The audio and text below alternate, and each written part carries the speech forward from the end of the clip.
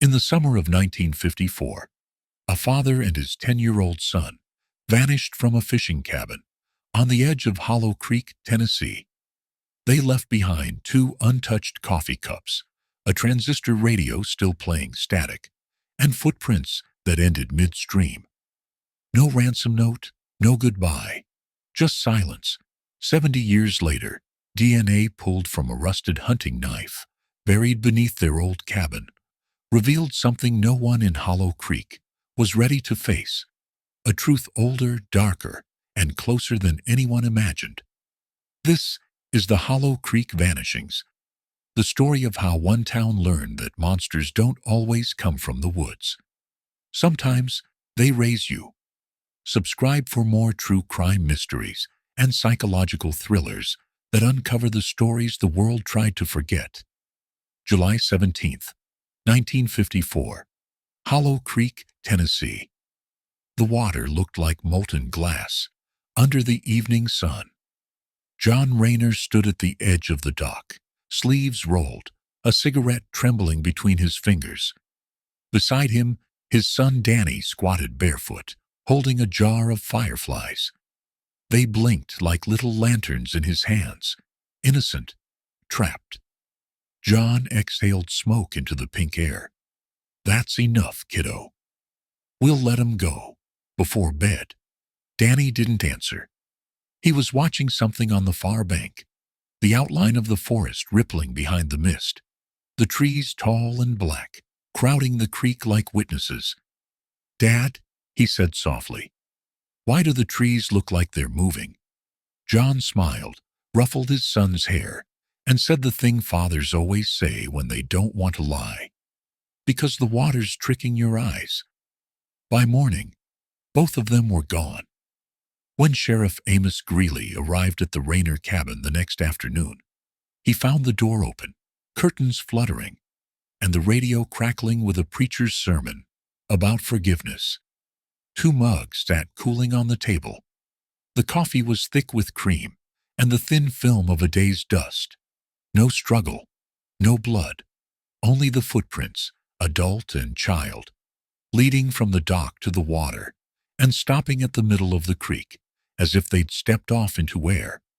For weeks, searchers combed the woods. Divers dragged the current, pulling up fishing nets, beer bottles, and one black boot that didn't match anything the Rayners owned. The newspapers called it the Hollow Creek Mystery. Then the town moved on. They always do. 70 years later, in 2024, the creek had shrunk to a narrow ribbon. The old cabin, rebuilt twice and abandoned once, leaned into the bank like it had been drinking from the water too long. Mara Ellison, a forensic genealogist contracted by the state cold case unit, crouched under the warped floorboards. Her gloves were slick with mud. A metal detector whined softly. She'd been at it for 2 hours when the sound changed pitch, a sharp, tight cry. She dug carefully until her trowel struck something hard. A blade, rusted but unmistakable. The handle wrapped in decayed leather. She brushed away soil and saw faint engraving beneath the rust.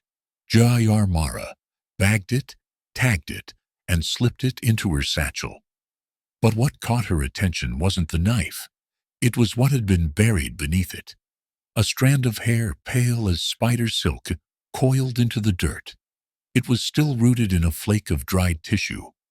She sealed it in a separate vial, marking it as Specimen 1A, Rayner site. That night, under the sterile hum of the lab in Nashville, the DNA sequencer blinked to life. The result line came faster than she expected. Match. 99.98%. To local resident, Benjamin Rayner, deceased 1987. Relationship. Paternal sibling. Mara stared. Sibling? Benjamin had been the brother of the man who vanished, not his son.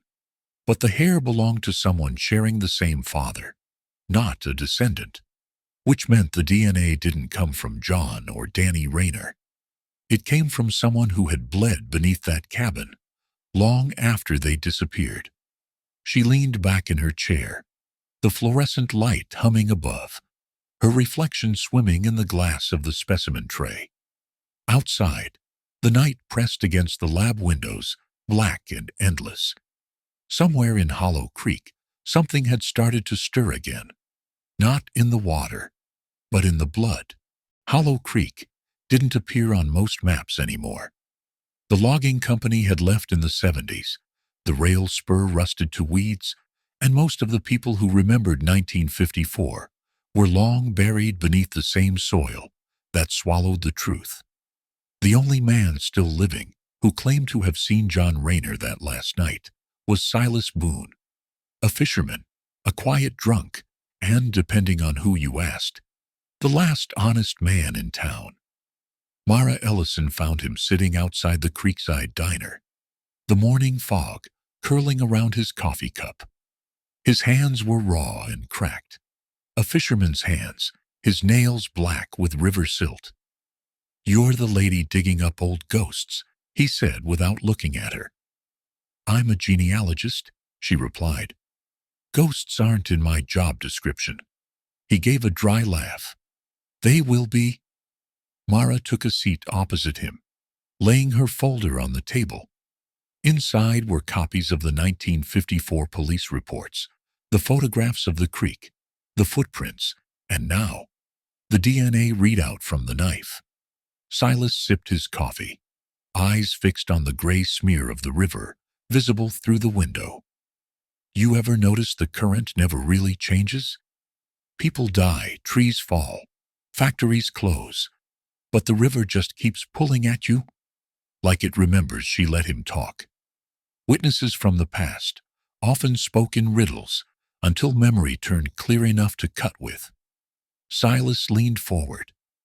John Rayner wasn't supposed to be here that weekend. His wife was sick, and he'd been working extra shifts at the mill. But he came anyway, said the boy needed air, needed the creek. He paused. "I saw him down by the dock after sunset. John was arguing with somebody.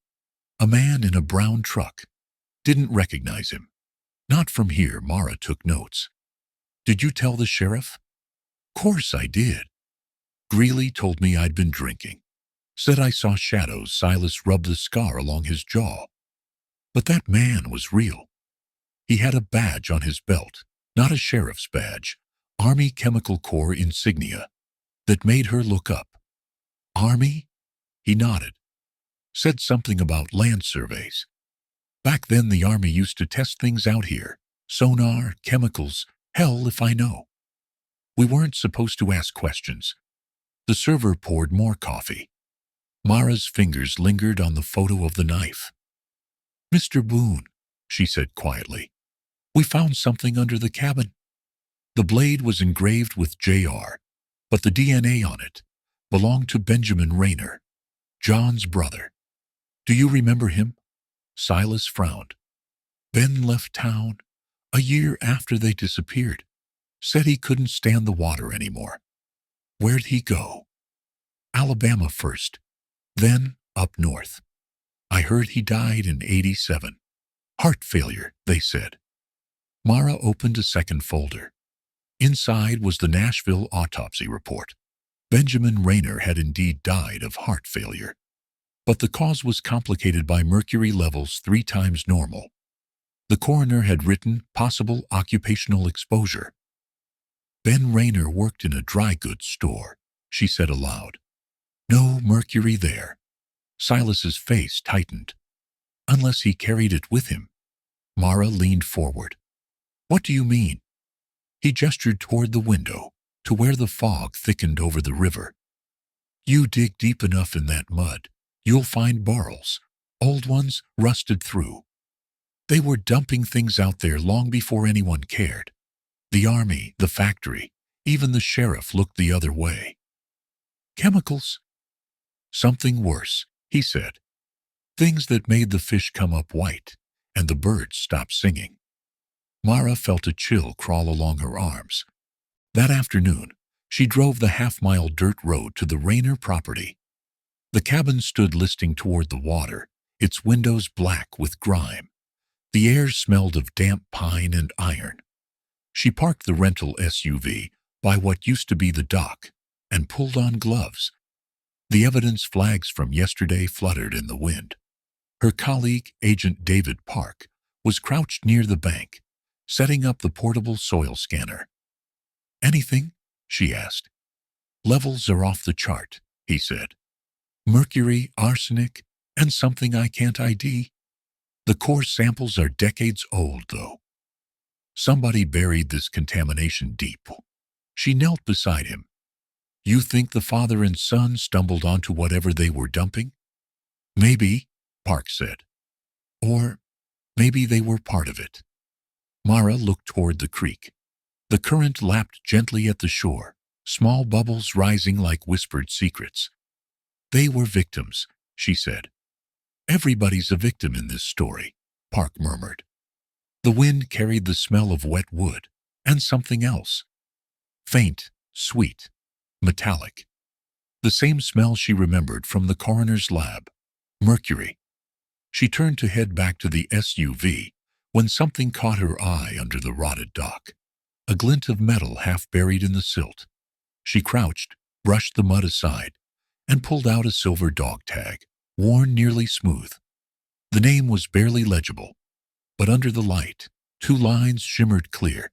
USARMY, RASINER, JOHNM. The edge wasn't the WWII tooth notch. It looked freshly hacksawed off a chain. Her pulse quickened. "They told us he never served," she whispered. Park looked up. "Guess he did." Mara stared at the dog tag, its chain broken clean, as if torn off. The Army connection wasn't a rumor. It was the root. And if the Army had been here in 1954, the disappearance of a man and his son wasn't a tragedy. It was an operation. As thunder rolled across the distant hills, Mara pocketed the tag, unaware that beneath her boots the mud was shifting. The current of Hollow Creek, stirring again, slow and patient as breath. The storm that rolled over Hollow Creek that night wasn't loud, but it was heavy. Rain fell in a steady sheet that soaked the ground until the air itself felt waterlogged. In Mara's motel room, every thunderclap rattled the thin window pane and threw silver veins of light across her notes. She had spread the case files out on the bed, yellowed newspaper clippings, faded photographs, typed witness statements. Beside them sat a sealed evidence bag containing the dog tag she had recovered that afternoon. The letters USARMY, RAINER, JOHNM shimmered faintly under lamplight, as though the metal itself wanted to speak. She turned the tag over again, tracing the notch along its edge. Dog tags from the early 1950s had specific shapes, but this one had an irregular cut, like it had been sawed off another chain. That bothered her. A knock broke her concentration. She opened the door to find Eli Rayner, a man in his late 40s, with hollow eyes and the posture of someone who'd spent too many years carrying grief. He wore a damp denim jacket and held a plastic folder under his arm. "Agent Ellison?" His voice was quiet, almost reverent. "I heard you were looking into my family." She stepped aside. "You're John's grandson." He nodded. "My father was Danny Rayner, the boy who went missing." He smiled sadly. "He came back once." The words froze her. "What do you mean?" "Not alive," Eli said. "His body, or what was left of it." He laid the folder on the table and opened it. Inside was a series of black and white photos, dated 1978. A construction crew had unearthed a partial skeleton near the old railway bed, 5 miles east of Hollow Creek. The coroner's report had concluded, male child, 9 to 11 years, likely deceased for over 2 decades. Dental comparison was inconclusive, but the sheriff at the time had noted, possible link to Rayner disappearance, case not reopened. Mara's throat tightened. "They never confirmed?" "No DNA back then," he said. They buried him in the county lot as John Doe 23. My mother never stopped visiting. He hesitated before pulling one last photo from the folder. I found this 2 months ago in my grandmother's attic. I think you should see it. It was a faded Kodachrome print, two men standing by the creek. One was John Rayner, unmistakable from the newspaper archives. The other wore a uniform jacket, with the same cut as the Army Corps engineers. Between them, half obscured by glare, was the faint outline of a small figure, Danny, holding a fishing rod. But in the lower corner, nearly hidden by exposure burn, was a third shape, a man's reflection, caught in the window of the cabin. His face blurred, but his hand visible, holding a camera. Mara's skin prickled. Where did this come from? My grandmother labeled it the last day. Who took it? She said she didn't know. She found it on her porch, a week after they vanished. Outside, thunder cracked again. The motel lights flickered, and for a second the room seemed to inhale. Mara studied the photo again. The hand on the camera had a distinctive ring, a square silver signet with a dark inset stone. She knew that shape. She'd seen it once in a document photo from the archives. Sheriff Amos Greeley wore the same ring.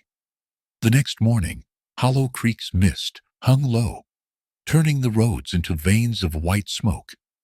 Mara drove to the old sheriff's residence, now a sagging farmhouse at the town's edge, abandoned since Greeley's death in '62. The porch steps groaned under her weight. Inside, the air smelled of mildew and dust. Motes drifted through her flashlight beam like ash.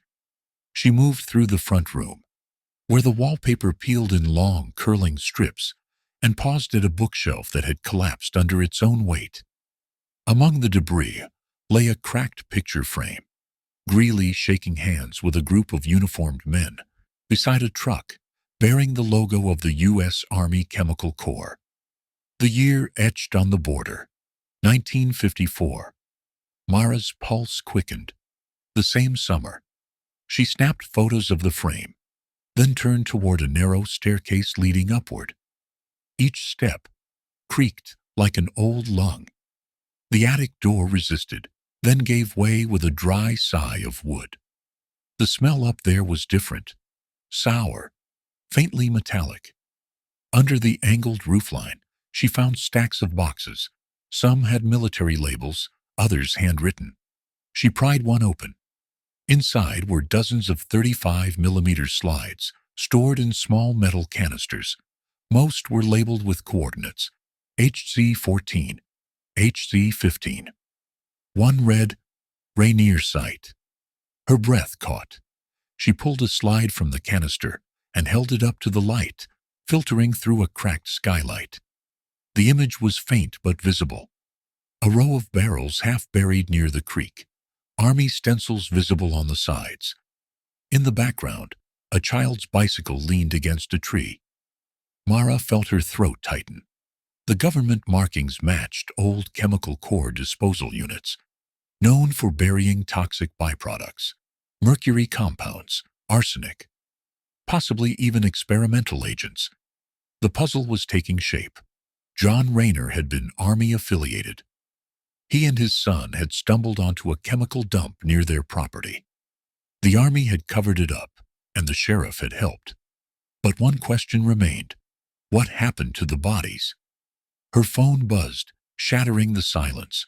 Caller ID, Agent Park. Where are you? His voice crackled through static. At the old sheriff's house. I found. Get out, Mara. His tone sharpened. Now. What's going on? There's been a fire at the evidence lab. The knife, the hair sample, everything's gone. It wasn't an accident. Someone's cleaning house? Her gaze dropped to the slide still in her hand.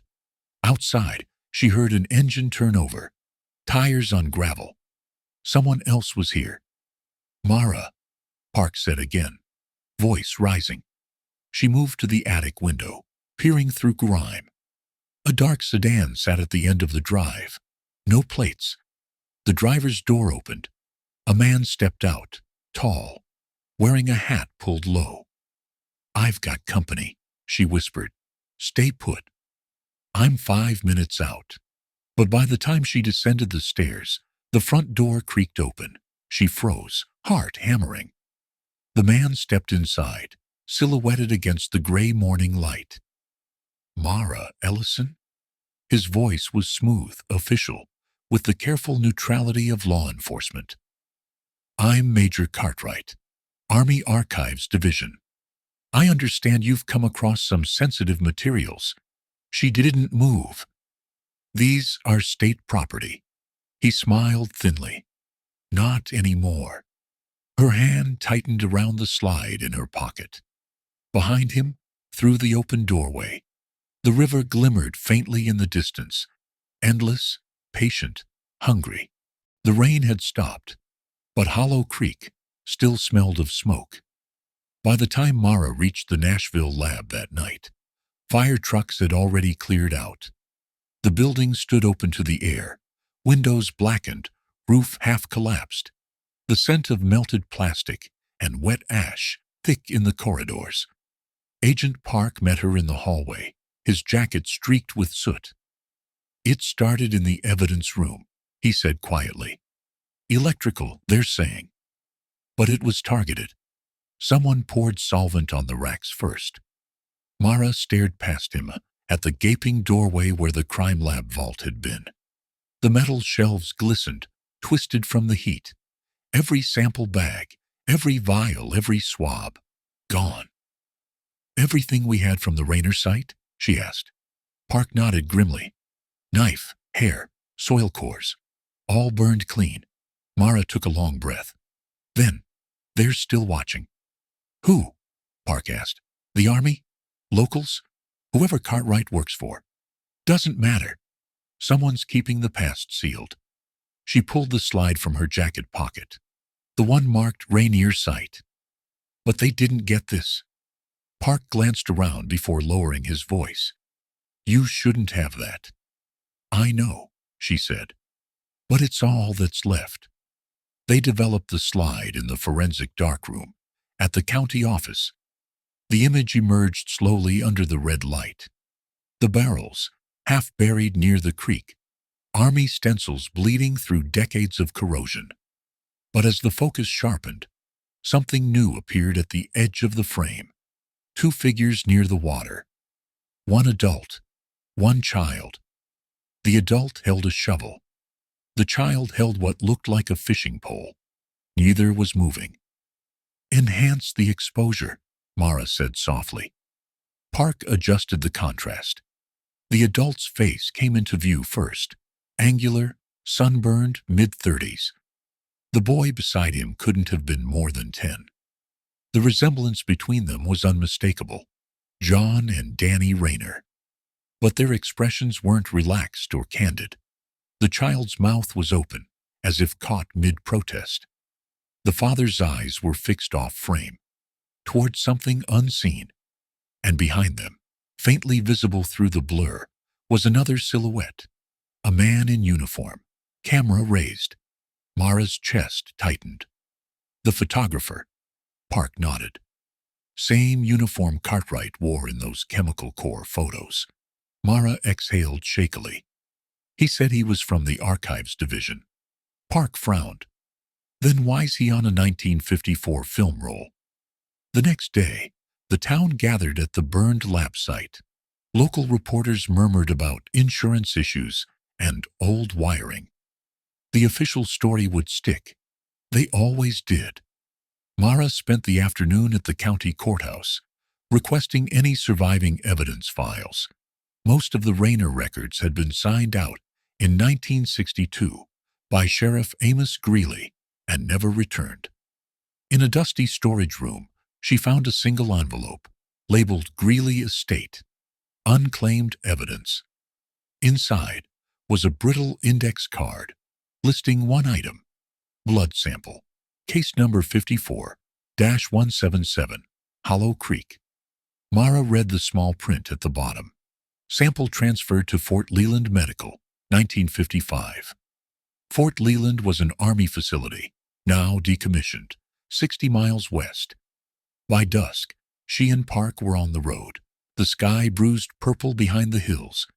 The old fort was a ruin, its perimeter fence sagging, signposts rusted unreadable. The gate hung open. Inside, the air was colder. The buildings, long stripped of purpose, stood like hollow bones.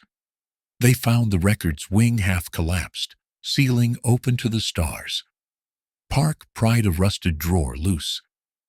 Medical logs 53 to 56, he muttered.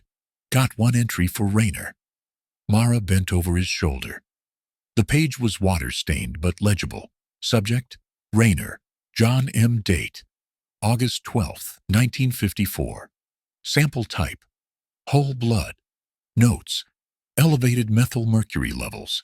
Subject expresses paranoia and auditory hallucinations. Referred for evaluation. Classified clearance required. She stared at the date, August 12, 1954. That was 5 days before John and Danny vanished. Her hand trembled as she flipped to the next page. Disposition. Terminated field assignment. Subject returned to civilian oversight. Field assignment, she murmured. He was working for them. Park nodded slowly. And he got sick. Doing it. Mercury poisoning explains the hallucinations. He probably realized what they were dumping in the creek. And when he tried to stop them, she finished. They made him disappear. They searched the old infirmary next. The corridors were thick with vines. Water dripped from the rafters in steady beats, like a broken clock. In one treatment room, a rusted cabinet still held a few intact glass vials, their labels faded but readable under the flashlight. Sample JMR-002. Blood/serum. Mara's heart leapt. That's him. Park carefully opened the container. Inside, vacuum-sealed beneath polymerized phenolic resin, lay a small glass ampule, sealed and dark with age. The label bore the same case number as the courthouse file. They packaged it for transport, hands steady despite the cold creeping through the walls. Back in Nashville 3 days later, the state forensic lab prepared to test the preserved blood sample. The lab director, Dr. Leon Vega, watched as the vial was thawed and extracted. 70 years old, he said.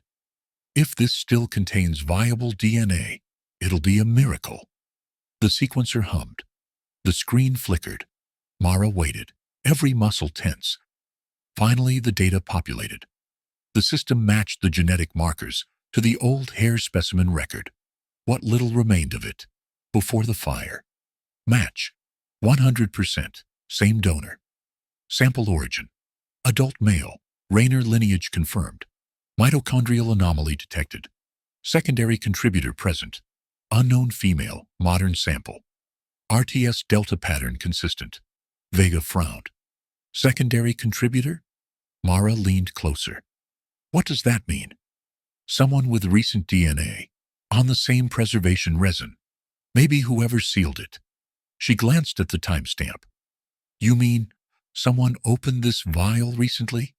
Vega nodded. Less than a year ago. A chill passed through her. Then, they already knew I'd find it. Park stared at the results. Whoever's covering this up isn't trying to erase the past. They're watching it. That night, back in her motel, Mara replayed the chain of evidence in her mind. Every artifact, knife, dog tag, slide, blood vial, was a thread running through time. And somewhere on that thread was a hand still holding the other end. She turned the light off and sat in the dark, listening to the steady hum of the refrigerator, the faint hiss of rain outside. Then her phone buzzed on the nightstand. An unknown number. She hesitated, then answered. A man's voice, low and calm. You think the blood will save you? She froze. Who is this? You're tracing ghosts through the veins of dead men, the voice said. But the living ones, They bleed too. The line went dead. Mara sat motionless, the darkness pressing close. On the window, condensation ran like tears, reflecting the faint shimmer of the creek lights beyond town. And for the first time since arriving in Hollow Creek, she understood what Silas Boone had meant when he said the river remembers. Because memory wasn't a thing that faded, it flowed. The morning after the call, Hollow Creek felt emptied of color. The fog clung to the rooftops, erasing distance, and the air carried the metallic tang of rain-soaked earth. Mara sat in her rental car, outside the courthouse, watching the reflection of her own eyes in the windshield. She hadn't slept. The voice on the phone kept replaying. "You're tracing ghosts through the veins of dead men." When Park arrived, he carried 2 cups of gas station coffee and a thin stack of photocopies. "You're gonna want to see this," he said, sliding into the passenger seat. "State Archive finally answered my request. On Sheriff Amos Greeley's estate." Mara took a sip of the bitter coffee and unfolded the pages. They were probate records, inventory lists of personal effects, most mundane. Boots, a revolver, 2 uniforms. But one entry caught her eye. Ledger book, evidence log, 1953 to 1955. Transferred to private attorney per decedent's instruction. "Who was the attorney?" she asked. "Guy named Leonard Cutchins," Park said. "Retired in 78. His daughter still lives out on County Road 9. Mara started the engine. "Then, that's where we're going." The Cutchins property sat at the far end of a gravel road, bordered by blackberry vines and the half-burned skeleton of an old barn. The daughter, Iris Cutchins, answered the door, wearing a threadbare cardigan and a guarded expression that had lived through decades of town secrets. "You're the investigators," she said before they could speak. "I figured this day would come." Inside, the house smelled of cedar and old tobacco. On a side table lay a wooden chest with brass hinges. Iris nodded toward it. "Daddy said never to open that, unless the Rayner case came back up. Guess that means you." Mara hesitated. "Did he say why he had it?" "Sheriff trusted him," Iris said. "Too much, maybe." She handed over a small key. "If you're going to open it, do it here." "I don't want that thing leaving my house." Mara set the chest on the table. The lock resisted, then clicked. Inside was a thick leather-bound book. The sheriff's ledger, its spine cracked, pages yellowed to ivory. The first entries were routine. Traffic citations, minor arrests. Then the handwriting changed. The neat script slanted, impatient, almost frantic. June 3, 1954. Army liaison visited regarding chemical transport. Asked about Rayner property. Told them it was private land. They said federal clearance supersedes local jurisdiction. July 16th, John Rayner came to station, sick, shaking. Said, "They're poisoning the river." I told him to calm down. He said Danny found one of the barrels, cracked open, a fish floating. I promised to look into it. He left angry. July 18th, received order from Major H. Cartwright. Contains civilian exposure. Mara's eyes darted to Park. Same name. The man at the house. He nodded grimly. He'd be what, 90 now? Or someone carrying his name, she said. She turned another page.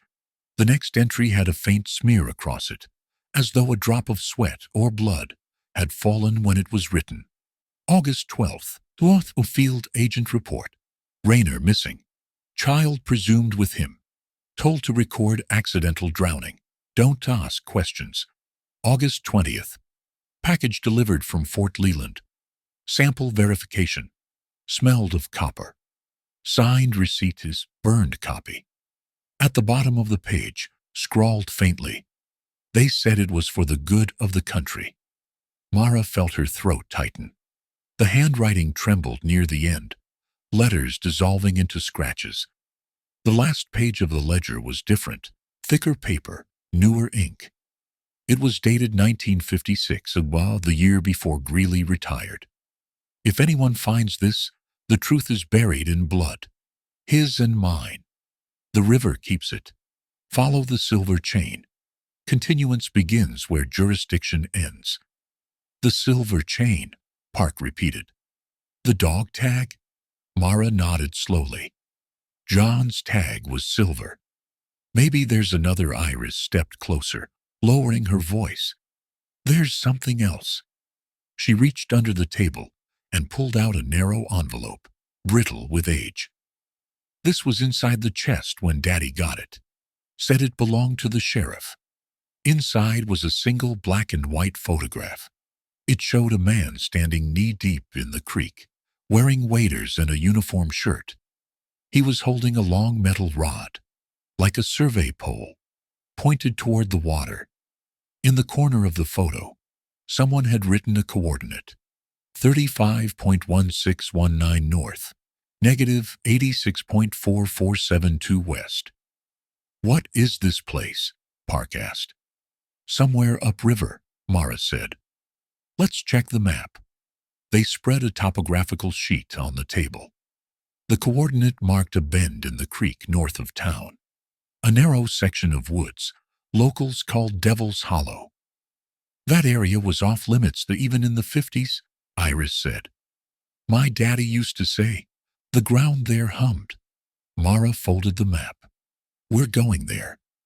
By afternoon, the sky had turned the color of pewter.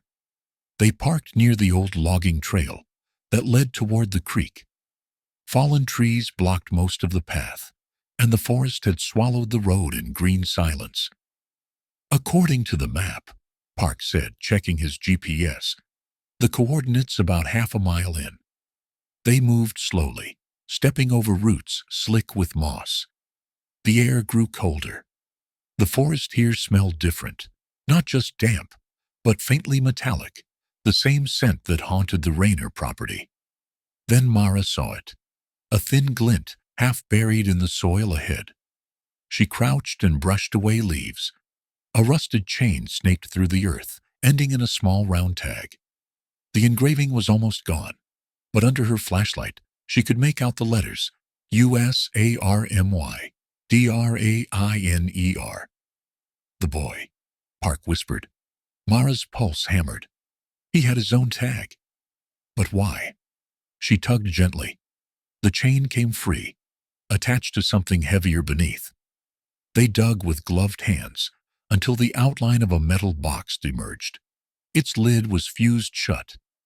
Park pried it open with his knife. Inside lay two objects, a corroded film canister and a small leather-bound notebook, water-damaged but intact. Mara lifted the notebook carefully. The first page was written in a shaky child's hand. July 15th. Dad said not to touch the shiny barrels. Said they were poison. We saw men in uniforms today. They didn't see us. The entries stopped on July 17th, the day they vanished. The final words were smudged but legible. They're coming from the trees. Mara closed the notebook, her fingers trembling. Let's get this processed, Park said, before somebody else burns it. She looked out over the dark water curling through the woods. The current was slow, silent, almost viscous. For a moment she thought she saw movement beneath the surface, something pale, shifting. But when she blinked, it was gone. Still, the air felt charged, as though the ground itself was remembering. And deep in the hollow, the river whispered its old secret again.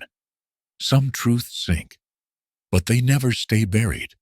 The wind rose as they hiked back from Devil's Hollow. It came in short, breathless gusts that bent the trees and hissed through the tall grass, like the whisper of something unseen. Mara kept one hand on the evidence satchel slung over her shoulder. The metal canister inside clinked softly with each step. By the time they reached the truck, the sky had collapsed into a single sheet of gray. Rain began again, thin and needling. Park started the engine and turned the heater on low. Neither spoke for several minutes. The notebook rested on Mara's knees, wrapped in plastic. Water had warped its edges, but the childish handwriting still pulsed faintly through the paper. Danny Rayner's last words. "They're coming from the trees." She stared through the windshield. If the boy was writing that while it was happening, she said quietly, then they didn't drown. They were chased. Park's hands tightened on the wheel. And someone made sure the world believed otherwise. They drove in silence until the road widened near town. Mara reached into the evidence bag and touched the cold cylinder of the film canister. It felt heavier than it should have, dense, almost warm. She turned it over in her palm.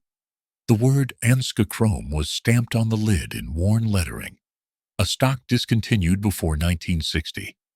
A manufacturer discontinued in 1958.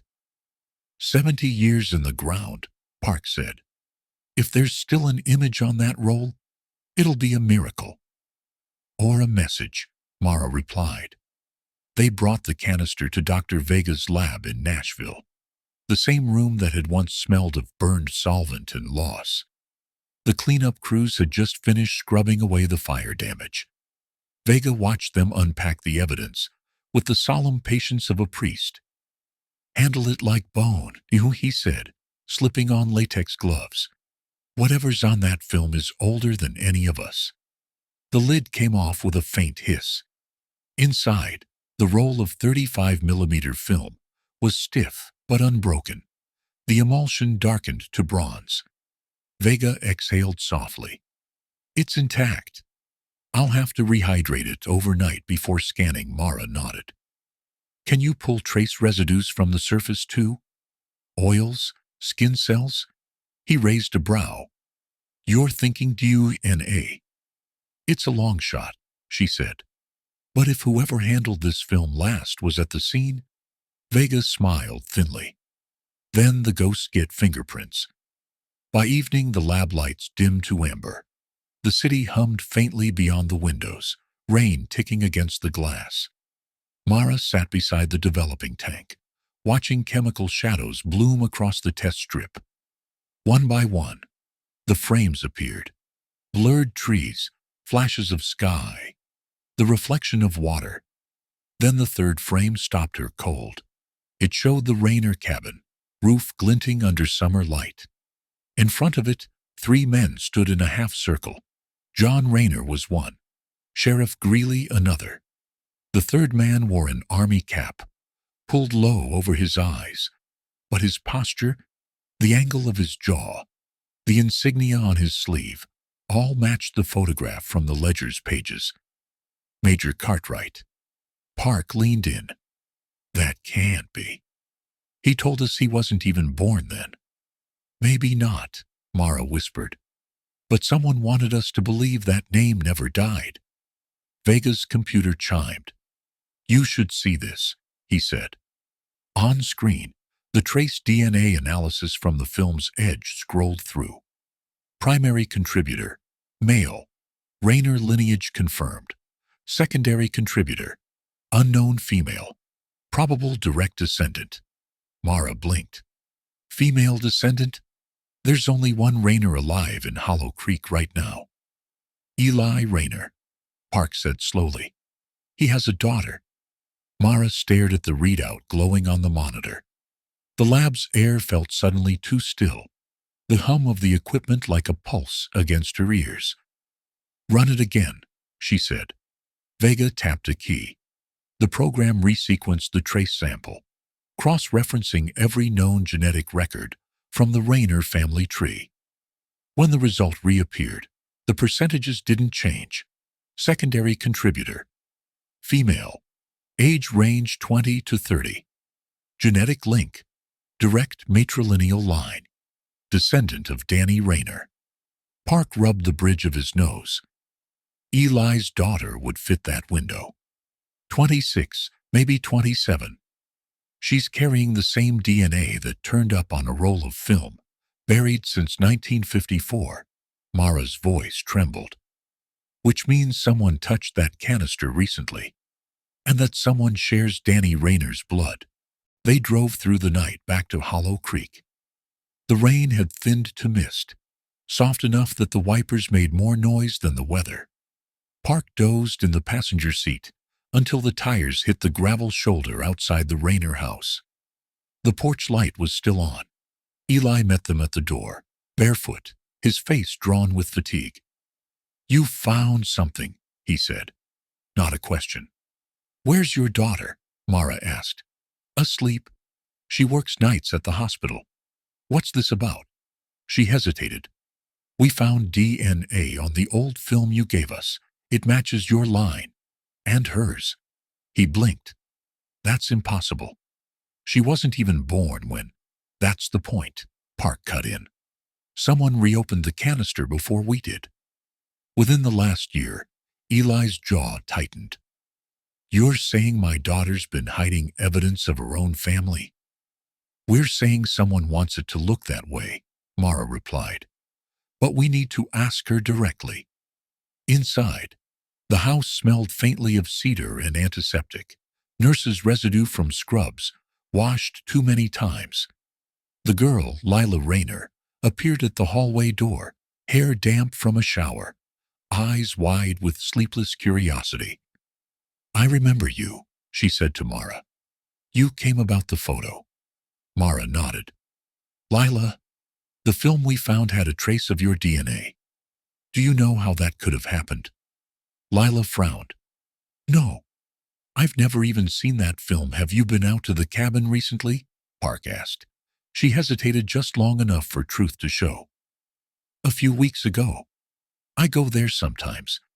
Dad doesn't like it. I take pictures. For school." Mara's pulse steadied. "You handle anything from under the floorboards? Old boxes? Metal cases?" Lila looked at her hands, as if expecting to find mud still there. "There was a tin canister by the creek. I picked it up, but it was empty. I put it back." Park and Mara exchanged a glance. "It wasn't empty," he said quietly. "It was sealed when we found it." Lila's eyes widened. "Then someone closed it after me." A low rumble rolled across the hills. Thunder, distant but deliberate. Mara felt the house vibrate faintly, the windows ticking in their frames. Eli moved to the window. "There's a car out by the mailbox." Headlights flickered once and went dark. Mara's hand found her phone, thumb on the flashlight app. "Stay inside," she told them. "If they came for the evidence—" The front door creaked before she finished. Rain smell rushed in. A shadow crossed the porch, tall, deliberate, wearing a slicker that gleamed under the security light. "Agent Ellison," a voice called. "We should talk." It was Major Cartwright. He stepped into the doorway like a man arriving home. His uniform was dry despite the rain, the brass insignia gleaming, as if newly polished. "You shouldn't have opened that film," he said softly. "Some memories corrode when exposed to air." Mara met his eyes. "Then maybe it's time they dissolved." He smiled, slow and weary. "You think you're chasing killers? What you're chasing is cleanup. 70 years overdue outside. Another car door shut. Boots on gravel. More than one pair." Park's hand went to his sidearm. "How many of you are out there, Major?" Cartwright's smile didn't fade. "Enough to finish what we started." Rain misted through the open doorway, silvering the hardwood. Major Cartwright didn't flinch. He stood framed by the storm, an apparition of pressed fabric and discipline, his face too smooth for a man who should have been pushing 90. The light from the porch haloed him, washing his eyes to the color of old pewter. Park kept his pistol lowered but ready. "You're trespassing, Major." Cartwright's gaze drifted to Lila behind them. "She looks like him," he murmured. "Same eyes as the boy by the creek." Eli stepped forward, jaw tight. "You knew my father." The Major's answer came like a confession, rehearsed 1,000 times. I was there the morning they disappeared. We told the sheriff it was containment protocol. Your father believed us. Mara felt the air narrow around her. Containment of what? Cartwright took a slow breath. In 1954, Fort Leland tested dispersal drums along Hollow Creek. Decommissioned nerve agents, unstable, leaking. We were ordered to bury the evidence until retrieval. John Rayner saw the convoy. He thought we'd dumped poison in his fishing water. His voice thinned. He was right. Lila pressed a hand to her mouth. You killed them. No. The major's tone cracked for the first time. Merritt, my corporal, panicked. Thought quarantine meant permanent. He fired before I could stop him. The child ran. We buried what we could, sealed the rest. His eyes met Mara's. But bodies float. So we rewrote the story. Outside, lightning flashed. For an instant the yard looked like a negative image, trees black against a white sky. The thunder that followed rattled picture frames from the walls. Mara's voice stayed level. And you've been cleaning it up ever since. Trying to. He nodded toward the satchel near her feet. That canister belonged to Merritt. He filmed everything. My orders were to retrieve it before it reached daylight. His expression hardened. You've made that impossible. Park stepped closer. Why not tell the truth? Cartwright's smile was small, almost pitying. Because truth doesn't resurrect. It only erases uniforms. Behind him, two men in dark coats approached the porch. Federal issue. One lifted a radio. Sir, perimeters secured. Mara raised her hand slightly, keeping her voice calm. Major, you don't have to finish it this way. I already did, he said, and nodded once toward his men. Park moved first. The gunfire was muffled, suppressed, professional. Wood splintered from the doorframe. Lila screamed. Eli dragged her behind the couch. Mara dove for the satchel, clutching the canister to her chest as she rolled across the floor. The flash of Park's sidearm lit the hallway. One of the agents fell, the other retreating into the rain. Then, silence except for the hiss of water on the porch. Cartwright stood unmoved, blood spotting his sleeve where a splinter had cut through. This is what happens, he said quietly, when you drag the past into daylight. Mara rose, mud-streaked and shaking. You don't own the daylight anymore. She pulled the silver tag, the one with D. Rayner, from her pocket and held it out. This was in the ground with your evidence. His name still exists. That's your failure. For a heartbeat, the major's composure fractured. His gaze dropped to the tag, as if it were a mirror he didn't want to face. Then the wail of approaching sirens cut through the storm. County units, lights splintering blue through the trees. Cartwright turned toward the sound. You shouldn't have called them, he said. I didn't, Mara answered. They traced the gunshots. He took one step back, rain plastering his hair to his temples. You'll never prove the chain of command. The records are gone. Mara's reply was steady. Not all of them. Your DNA's on the film. You can't declassify blood. For the first time, the old soldier looked tired. Not aged, but hollowed out, as though the decades of silence had finally caught up to him. He raised his hands as the first cruiser slid to a stop in the drive, headlights cutting through the mist. Then maybe, he said. It's time the creek stopped whispering. He didn't resist when Park cuffed him. Outside, the rain turned to steady drizzle, washing thin rivulets of mud down the steps, tiny rust-colored streams flowing toward the road, toward the same water that had carried every secret away. Mara watched the taillights fade into the trees, her pulse still thrumming.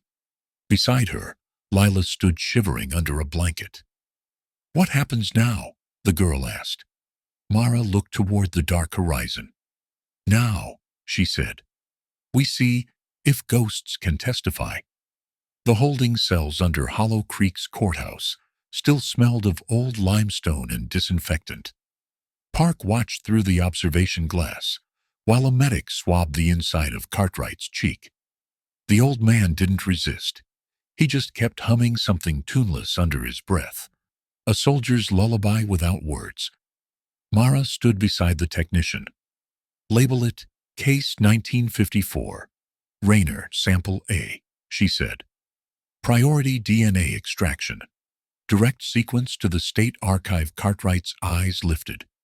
"You really think the blood will talk?" "It already has," she answered. 2 days later, in Nashville, the Tennessee Forensic Repository glowed sterile under fluorescent light. Rows of cryogenic freezers whispered like breath. Mara and Dr. Vega watched the monitors as the gene sequencer built its ladder of colored bars, each band a syllable in a buried sentence. Park arrived with a folder of case notes and 2 cups of coffee. "He lawyered up," he said. "Federal liaison showed before sunrise. They want him transferred too late," Vega murmured. "We've got the printout." He slid the results across the counter. Under DNA comparison, Sample A, Cartwright. 2 entries glowed in yellow. Match 1. Partial kinship with John Rayner, deceased. Paternal allele variant, 0.48. Match 2. Direct relation, sample unknown. Archival extraction, 1939. Source, Hollow Creek unidentified. Male number 12. Park frowned. Unidentified number 12. Vega opened another file on his screen. A black and white photo filled the frame. A corpse recovered from the river in 1939. Face eroded. A military jacket hanging loose over bone. "This was found 15 years before the Rayners vanished," Vega said. "Tagged as transient. No family claim." Mara felt a chill move through her. "You're saying Cartwright shares DNA with a body that predates his birth record by a decade?" Vega nodded. "Unless his documents were adjusted." Park exhaled. "Cloned identity. Someone recycled a name." The trio sat in silence, the hum of the freezers filling the gaps. Finally, Mara spoke. "There's a pattern here. Cartwright's father, or whoever he was, worked those same transports. If bodies were dumped back then, maybe the Rayners weren't the first witnesses. Maybe they were the last." She looked up at Vega. "How many unidentified males came out of Hollow Creek before 54? Vega tapped a key. Lines of data scrolled. 12. All between 1937 and 1942. All with trace residue of organophosphate compounds, nerve agent precursors." Park muttered, "Tests. Cleanup." It never stopped that evening. The trio drove back toward the mountains. The rain had cleared. Lightning bugs barked over the fields, tiny green signals in the dark. Mara leaned her head against the window, watching reflections smear across the glass. She thought of Lila Rayner's face, how the girl trembled yet didn't cry. The way trauma could pass down like hair color, recessive until light hit it. "Where do we start digging now?" Park asked. "The archives," Mara said. "Not the states. The towns. The sheriff's station kept biological evidence from before digital storage. If those old bone samples still exist, we can prove a generational chain of experiments." Park gave a humorless laugh. "You think the county filed nerve agent victims, like traffic citations?" "No," she said softly. "But someone did. Sheriff Greeley wrote everything down. And we still have his ledger back in Hollow Creek. The courthouse basement was a maze of dust and metal drawers. The generator's hum echoed through the concrete corridor. Vega adjusted his respirator and switched on a UV lamp. Each drawer was labeled by decade. They stopped at 1930 to 1940. Inside were glass slides, bone chips sealed in wax, tags written in faded ink. Most had disintegrated, but one remained clear. HCU-M12, recovered March 17th, 1939. Unknown male, Creek Sector 4. Vega lifted the sample with surgical care. "That's your pre-Cartwright," he whispered. Park pointed to the corner of the drawer. Another envelope lay wedged behind the files. Mara eased it free. Inside, a thin page crackled. Carbon copy paper. Typed in 1940.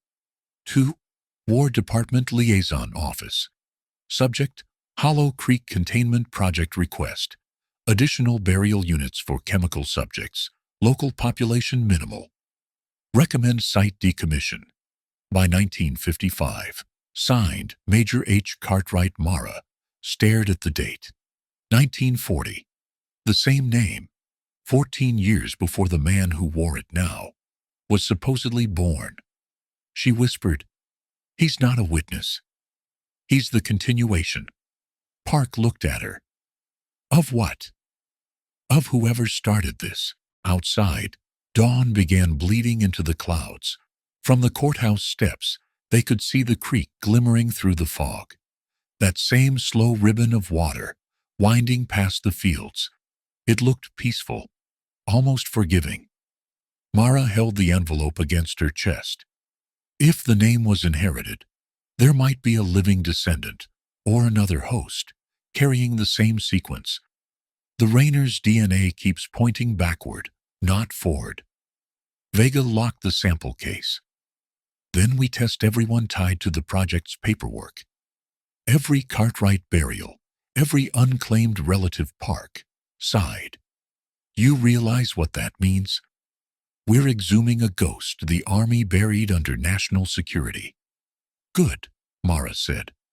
"Maybe it's time the country looked it in the eye." They walked down to the water's edge before leaving town. The creek was low again, the rocks slick with dawn light. A heron stood motionless in the shallows, neck curved like a question mark. Mara knelt and touched the surface. The current slid cold across her fingers. Beneath it, something metallic winked. A coin or maybe a button. She dug it out and turned it over. It was a small tag, identical to the ones they'd found before. On its face, a single word had been scratched by hand. Property.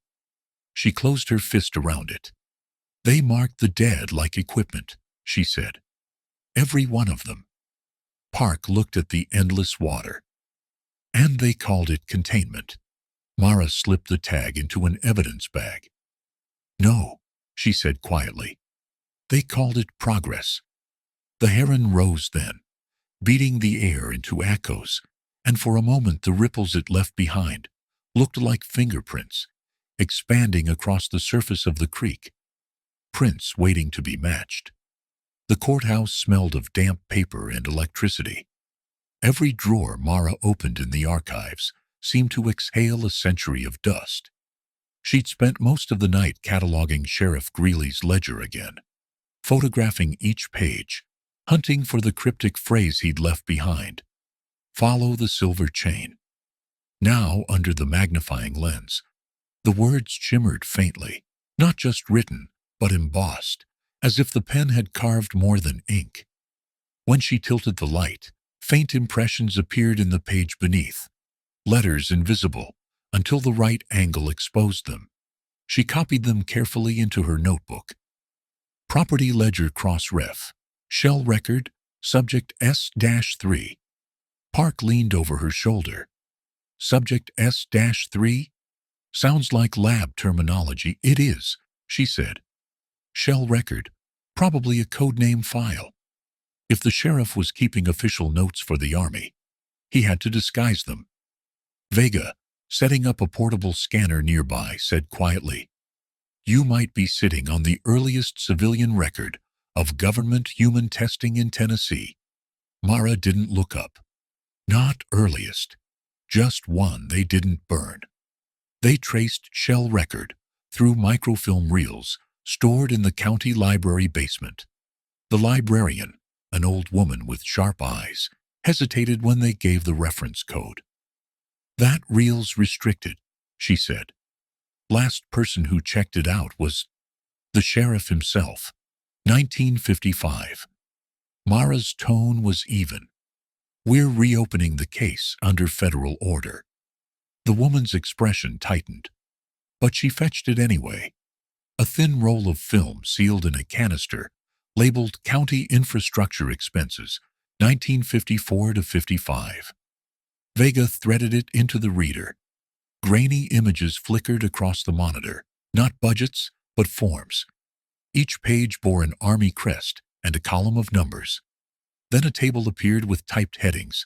Subject ID. Condition, disposition. Mara's breath caught. Under Subject S-3 it read, Status, alive. Containment, relocation via adoption program. Tennessee domestic. Notes, anomaly. No signs of neurological decay. Retest scheduled 1974. Park whispered, alive? That'd make them, what, 70? 74, Vega said. If they survived the retest. Mara leaned closer. Look at the signature line. At the bottom of the document, typed neatly, authorized by Major H. Cartwright. She exhaled slowly. The project didn't end with the Rainers. It evolved. They spent the rest of the morning cross-checking adoption records. Vega's laptop pinged every few minutes, with new fragments from state databases, most corrupted, some sealed. Finally, one match surfaced. Adoption file number 32A. Subject S-3/transferred to Barrett family, 1955. Park squinted. Barrett. I know that name. We passed a Barrett homestead on the way to Devil's Hollow. Mara's pulse quickened. If the subject survived, that house might hold their trace DNA. They drove out at dusk. The Barrett property lay in a valley, where the hills folded inward like old paper. The farmhouse leaned against its own shadow, tin roof patched with rust. Wind moved through the weeds with a sound like breathing. Inside, the air was thick with dust and rodent musk. Mara's flashlight swept across the kitchen, peeling wallpaper, an overturned chair, a calendar frozen on October 1974. Vega unpacked the portable scanner. Radiation baseline? Minimal, Park said, checking the Geiger meter. Just mold. They moved room to room until Mara's light hit something glinting behind a cracked dresser. A small silver chain, half buried under plaster dust. She pulled it free. A dog tag. The engraving was faint but legible. S-3/property of U. S defense. Return to Fort Leland. Vega's voice was almost reverent. That's your subject. Mara bagged it. Let's see if any residue remains. He swabbed the chain, sealing the sample vial. If there's DNA, I'll know by tomorrow. They left the house under a blood-orange sky. The air had gone still, the way it does before a storm. As they reached the truck, Park froze. You hear that? Faint static. A hiss like a radio between frequencies. It came from the house. Mara turned. Light pulsed dimly behind the cracked kitchen window. A yellow blink, rhythmic, deliberate. Power's cut, Park said. No way. She was already moving. Inside, the flicker came from the corner near the calendar. A small transistor radio, ancient but alive, its speaker whispering through the static. Then a voice, distorted and slow, leaked through. S3. Awake. The light died. The radio went silent. The only sound was the rain beginning against the roof. Park's face had drained of color. Did that just say awake? Mara knelt by the radio. The battery compartment was empty. No power, she murmured. This thing shouldn't even function. They left it untouched, sealing the room as evidence. Back in town, midnight pressed down like fog. Vega's lab lights hummed. He'd already run the swab from the tag through the sequencer. As the readout appeared, the color drained from his face. "Mara," he said softly, "you need to see this." The screen displayed the familiar colored bars. But the alleles were identical, not merely similar, to the DNA recovered from Danny Rayner's hair. "Impossible," Park muttered. "That kid died 70 years ago." Vega shook his head. "This isn't degraded. It's fresh. Collected no more than 5 years ago." Mara stared at the screen, her voice barely above a whisper. "Then, subject S-3 isn't 74 years old." Vega looked at her. "You're saying—" "I'm saying whatever they did at Fort Leland, they stopped time, or learned how to replace it outside." Thunder rolled again, shaking the window panes. In the brief flash of lightning, Mara saw her reflection in the glass, her own face divided by streaks of rain, ghosted by the glow of the data behind her. "The project never ended," she said. "It just moved into the bloodstream." By morning, the rain had broken into mist. The courthouse square glistened, the fog heavy with dew. Park sat on the tailgate of the evidence van, flipping through old photographs while Mara stood beside him, phone pressed to her ear. Dr. Vega's voice crackled through the line. "I ran the extended sequence 3 times, he said. "Same result. The DNA from that tag is a perfect replication of Danny Rayner's genome. Every marker, no generational drift. It's not a descendant. It's him." Mara stared toward the creek. "That's biologically impossible." Vega hesitated. "Unless someone copied him?" The words hung there, absurd and heavy. Park looked up. "Say that again?" "Replication," Vega said. "Back in the 40s, Leland ran low-temperature tissue preservation. If they kept cellular samples from the containment subjects, they could theoretically clone or regrow." Mara cut him off. "You're telling me a 10-year-old boy who vanished in 1954 just walked out of a lab 50 years later?" "I'm telling you the genome hasn't aged a day," Vega replied. "And the active tissue I sequenced shows mitochondrial repair, consistent with synthetic rejuvenation. Whoever or whatever S3 is, it's a living archive." They drove to the Fort Leland ruins that afternoon. The base had been officially decommissioned in 1962, but the perimeter fence still stood, rusted barbs glinting through kudzu. Park cut the chain and pushed through. Inside, the world went quiet. Long corridors yawned open to the weather. Moss crept over concrete. A faded sign leaned against a wall. "Chemical storage. Authorized personnel only." Mara's flashlight traced the letters until she found a door half buried under vines. The metal was pitted, but locked from the outside. "Containment chamber," Park said. They pried it open. The air that drifted out smelled of formalin and copper. Inside were racks of cracked glass cylinders, each labeled with a 3-character code: S-1, S-2, S-3. Most were empty, but the one marked S3 still held a glass tube, the inside smeared with pale residue. Someone had scraped initials into the frame. "Dr. 1954. Mara whispered, "Danny Rayner." Park found a clipboard wedged behind the rack. The final entry was dated June 2002, half a century after the disappearance. Sample transfer approved. Recipient, Hollow Creek Biomedical Initiative. Supervisor, Director L. Rayner. He blinked. "Rayner." Mara felt her pulse spike. Lila's middle initial is L. They drove back into town as twilight bled across the hills. The windows of the Rayner Clinic glowed sterile white against the dark. Lila's car sat out front. Inside, fluorescent lights hummed above rows of sealed coolers and centrifuges. Lila looked up from a microscope when they entered. "I know what you're about to ask," she said quietly. "And I wish you wouldn't." Mara stepped closer. You're the director of Hollow Creek Bio. Those transfer papers list you as the recipient. What did you bring out of Fort Leland? Lila's hands trembled. You think I knew what it was? The military approached the hospital 10 years ago, said it was a vaccine project. They sent a single vial labeled S3 tissue culture.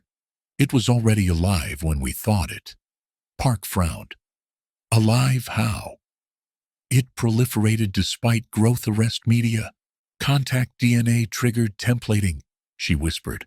We were supposed to map its regenerative properties. But the cells started differentiating on their own. Building structures, human structures. Within a month, it was forming bone matrix. Within 6 is organs. We terminated the culture, or thought we did. Mara's voice was barely a breath. And then, 2 years later, someone broke into the lab. The freezer was empty. A week after that, a patient appeared at the county ER, disoriented, dehydrated, 10 years old. No EUDU. The DNA test flagged him as a Rayner relative. Park stared. You cloned the missing child. Leela shook her head, tears starting. I didn't. I tried to destroy it. But someone higher up overrode the order. They said S3 proved the viability of continuance protocols. They wanted to grow soldiers who never aged. Mara felt nausea rise. And where's the boy now? Lila's answer was a whisper. They took him, said they were placing him in protective care. I think he's in town. I've been hearing him on the radio for months, his voice, younger every time. Later, as they drove toward the outskirts, static crackled over the car radio. A child's voice threaded through the noise, clear, steady, hauntingly familiar. Mom says the creek remembers. I'm coming home. Lila's knuckles whitened on the dashboard. That's him. Mara turned up the volume. Broadcast frequency? Local band. 32.6, Park said. That's the county emergency channel. It's not supposed to carry voice. They followed the signal to the water tower on the hill. Beneath it stood a small maintenance shack. Door ajar, light flickering inside. The sound grew louder as they approached, filling the night with distortion and fragments of the boy's voice. Phrases from 1954 diary entries they had read only days ago. Inside, the shack was empty, except for a portable transmitter humming on a workbench and a jar of fireflies glowing weakly beside it. The jar's lid was engraved with initials scratched by a child's hand. Dr. Park whispered, It's a loop. A recording. Mara shook her head. No, listen. The voice shifted, addressing them directly. You found the chain. Don't break it. I'm still here. The transmitter went dark. They stood in the silence that followed, the night breathing around them. Then Park's phone buzzed, an alert from the state lab. He opened it, face paling as he read. Vega just ran a cross-match between the unidentified cell culture and every known profile from Hollow Creek. Guess who shares a 100% mitochondrial match with S3? Mara's stomach nodded. Who? He looked up. Lila Rayner. Mara turned toward the woman standing frozen in the doorway. The transmitter's faint glow flickered across her face, catching her eyes, green, luminous, too young. Lila whispered, I told you I was trying to destroy it. She raised a trembling hand, and under the sleeve the skin along her wrist shone faintly, as if light pulsed beneath it. But maybe it destroyed me first. Mara stepped closer. What did they do to you? I don't know, she said. I only know that every year I feel younger. A tear slid down her cheek, and I still hear him in the water. Outside, the creek murmured through the valley, carrying the same slow rhythm it had held for 70 years, like a heartbeat that refused to die. Mara whispered to Park, She's the carrier. The project didn't replicate the boy. It replicated memory. Lila turned toward the darkness beyond the trees, her voice barely audible. "He's waiting." And from somewhere deep in the hollow, a child's laughter echoed, soft, wet, and endless. The next morning broke like a wound reopening, gray light through fog, the town still damp from the night's rain. Mara and Park drove in silence toward the state genetics lab, Lila in the back seat, pale and shivering beneath a borrowed blanket. Her skin still seemed to pulse faintly under her wrists, the glow only visible when the car passed through shadow. At the lab, Dr. Vega met them with a look that said he'd been awake all night. "I've isolated the anomaly," he said, leading them down the corridor to the containment suite. "You'll want to see this." On the screen, a strand of DNA rotated slowly, glowing blue against black. Portions of it shimmered, doubling back on themselves like mirrored handwriting. "This isn't contamination," Vega said. "It's recursive sequencing, code that copies itself in real time. Each time we take a sample from Lila, the sequence rewrites to match whatever genome it contacts." Park frowned. "You're saying it's learning?" Vega nodded, adapting. "The S3 sequence acts like a biological recording device. It doesn't just store data, it preserves entire genetic memories. It's as if her body's remembering every life it's ever touched."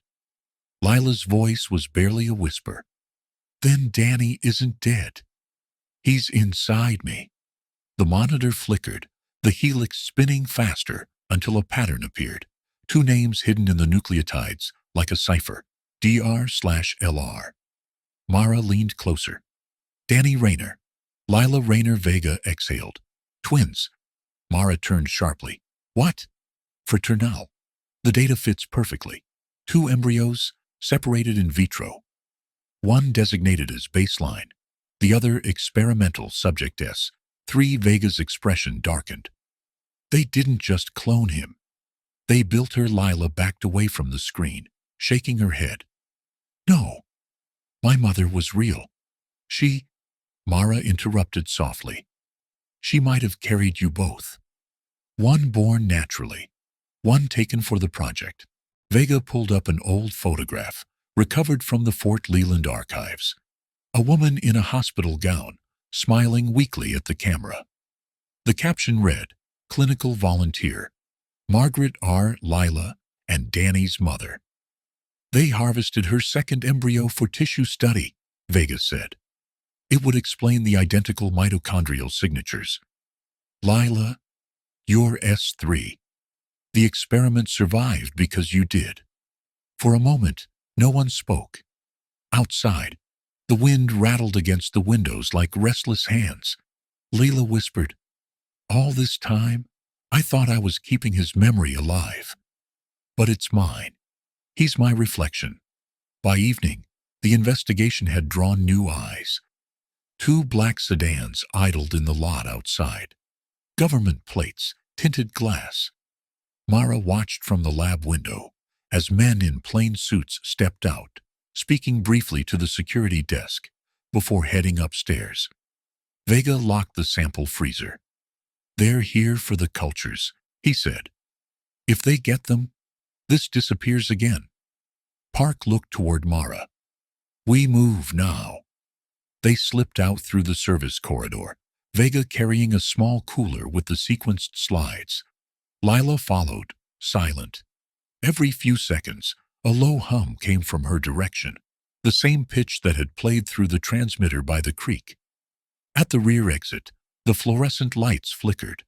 Lila's reflection in the glass door wavered, then split. Two figures standing side by side. One was her. The other, younger, barefoot, eyes bright as water. Park froze. "Mara." The boy in the glass turned his head, mouthing words they couldn't hear. Then the lights steadied, and he was gone. Vega swallowed hard. "The mirror gene," he said. "It's manifesting stored memory through her." Biological projection. Mara opened the door. Let's move before they— A voice cut her off. Going somewhere, Agent Rhodes? Two agents stood by the loading dock, rain dripping off their coats. One held a badge marked Department of Biotechnical Security. The other had his hand on a holstered pistol. Mara flashed her credentials. Federal Liaison. This facility's under joint review. The lead agent's smile didn't reach his eyes. Not anymore. You're relieved. Hand over the specimens. Vega clutched the cooler tighter. You can't just erase— The man raised a hand. Doctor, the contract you signed in 2002 makes this material government property. If you resist, that's obstruction under the Genetic Continuance Act. Lila stepped forward. They're not material. They're lives. For a moment, the agents hesitated, perhaps at the conviction in her voice, or at the faint bioluminescence now crawling beneath her skin. Mara whispered, Now. Vega tossed the cooler into Park's arms. Park sprinted for the van as Mara shoved Lila toward the exit. The agents shouted, gunmetal flashing. A shot cracked the air, glass exploded. They dove behind a generator. Mara returned fire once, not to hit, but to distract. The van's engine roared. Vega jumped in beside Park, slamming the door. Tires screamed against wet pavement, Vaughn fishtailing into the fog. When the dust cleared, the agents were gone, their cars still idling. Lila stared after the van, trembling. He's awake now, she murmured. Who? Mara asked. The one they built me from. The other half. The next day, an alert pinged on the state police network. Unidentified juvenile male, apparent age 10, located near Garland Creek Bridge. The report included a photograph taken by a deputy's body cam. Mara's breath caught. It was Danny Rayner, unchanged since 1954. She and Park drove out before sunrise. The boy sat on the bridge rail, feet swinging above the water, wearing a hospital gown too large for him. When he looked up, his expression was calm, almost curious. You found me, he said. Mara approached slowly. Danny, where have you been? He pointed toward the woods. She called me. Said it was time to come home. Park exchanged a glance with Mara. She? The boy smiled faintly. My sister. She remembers everything now. Behind them, the first sirens began to echo down the valley. Lila's voice crackled over Mara's phone, distorted through static. Don't let them take him.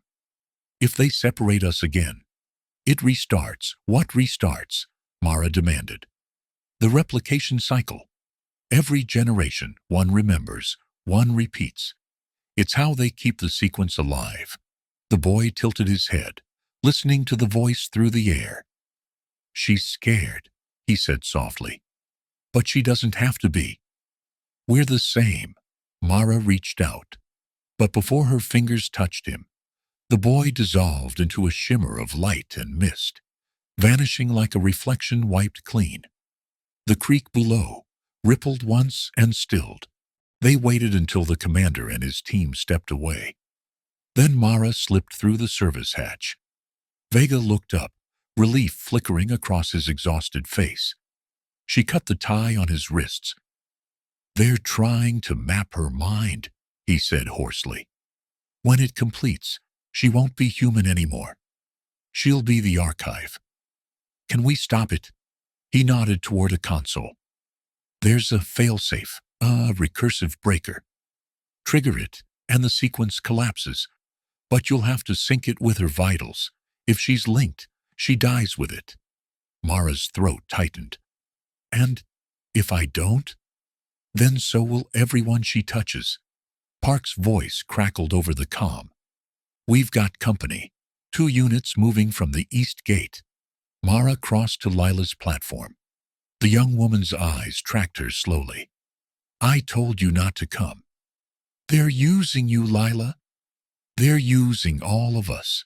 You, me, Danny. Continuance doesn't end. It just changes hosts. She smiled faintly. But maybe it's time to stop remembering.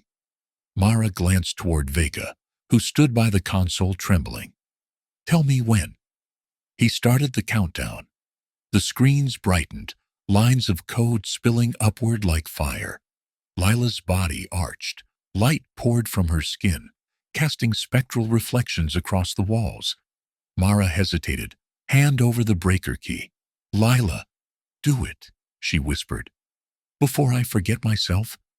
Mara turned the key.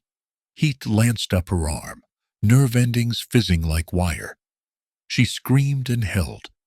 The lights flared white. A sound like rushing water filled the chamber, then silence.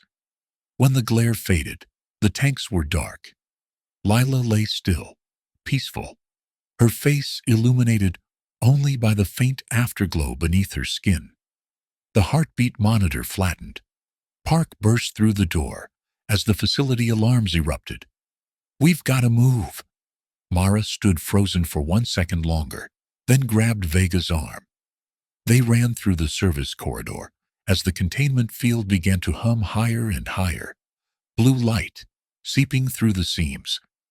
The structure groaned, cracking apart. They burst out into the night, just as the first explosion bloomed behind them.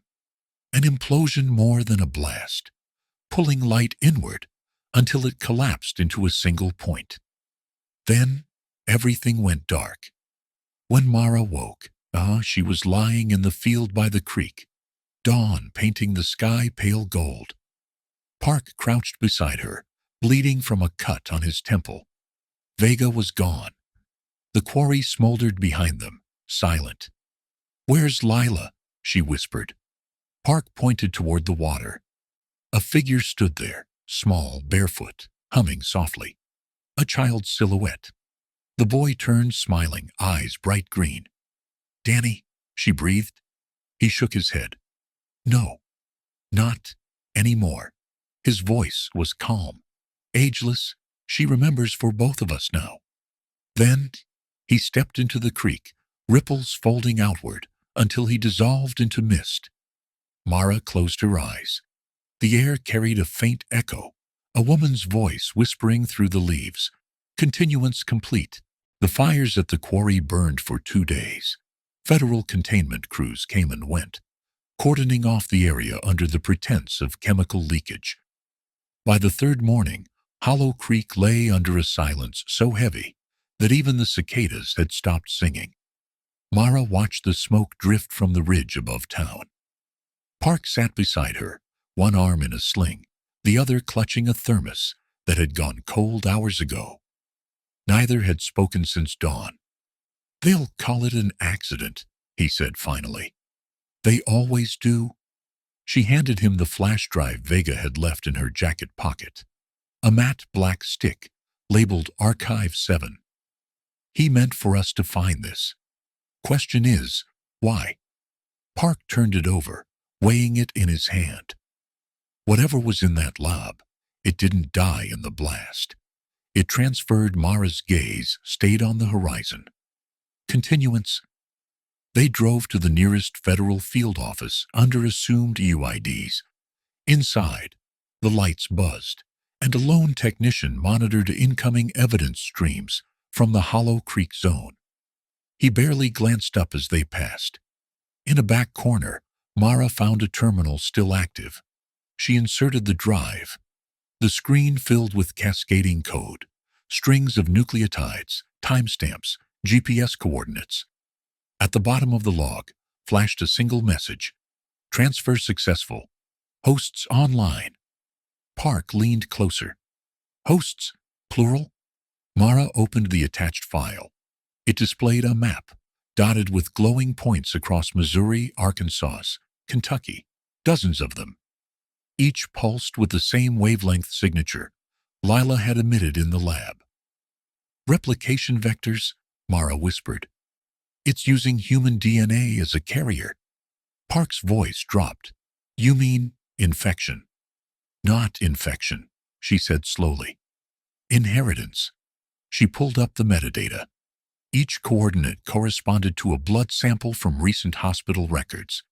patients treated after the quarry incident, rescue workers, first responders, and their own names among them. Mara sat back. The room suddenly too small. It's in us. They left town before nightfall, driving west into the hills. The highway shimmered under the heat, and the radio carried only static. In the rearview mirror, the smoke from Hollow Creek faded to a pale smear against the horizon. Park drove until the road narrowed to gravel, then stopped beside an abandoned motel. Inside, the air smelled of dust and long closed rooms. They holed up in a corner unit, with the curtains drawn and Vega's laptop on the table. Mara uploaded the last sequence from the drive. The screen displayed a series of still images stitched from lab footage. Vega before the raid, speaking into a recorder. If you're seeing this, it means the protocol executed. Continuance was never designed to clone. It was designed to preserve memory states within adaptive genomes. Each host carries the encoded echo of those before it. The network expands exponentially. It cannot be deleted, only inherited. He looked straight at the camera. Mara, you were exposed at Leland. The system will mirror itself through you next. But remember, memory isn't evil. It only wants to survive. The footage ended with static. Park rubbed his face. So what? She's alive inside us. Inside everyone. Mara stared at the blank screen. Maybe not alive, but awake. That night, she dreamt of the creek. Moonlight glazed the surface silver, and 3 figures stood knee-deep in the water. Lila, Danny, and a third shape she couldn't name.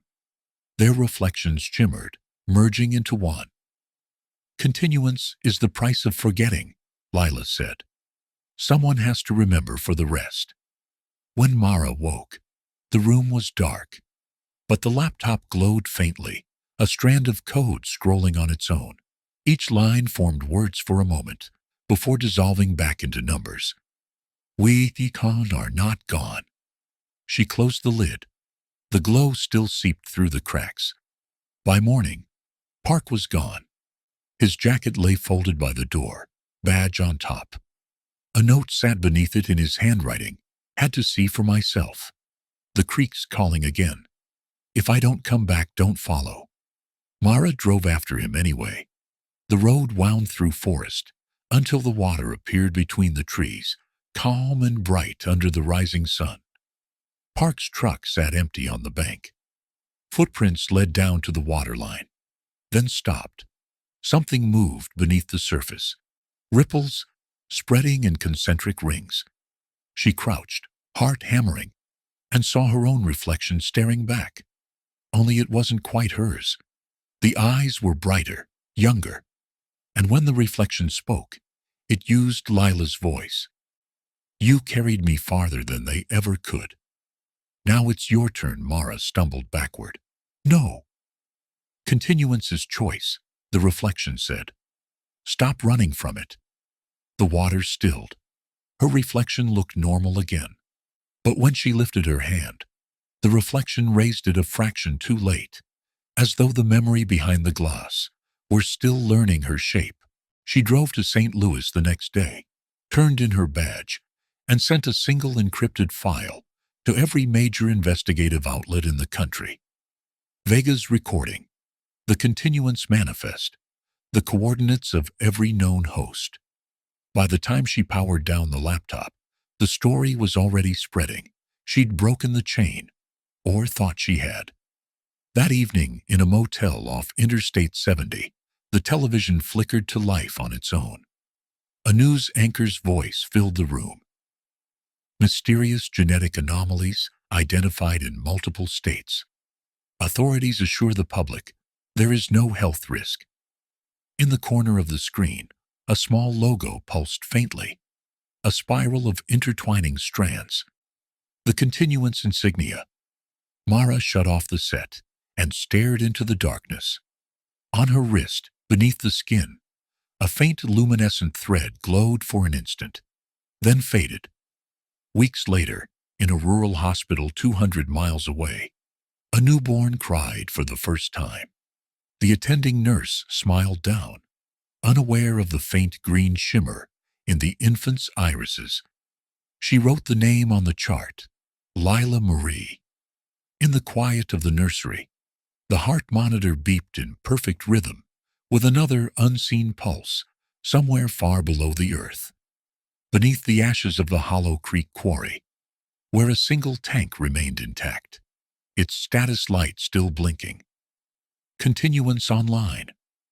7 years later, the town of Hollow Creek existed mostly in rumor. The quarry had been filled with concrete, the roads rerouted, the map redrawn, so that nothing official remained. But on autumn nights when the wind slid down from the hills, locals swore they could still hear the hum of machines beneath the soil, like a heartbeat trying to remember itself.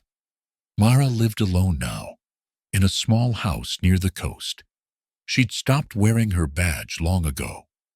The sea was a kind of forgiveness, patient, repetitive, never asking for truth.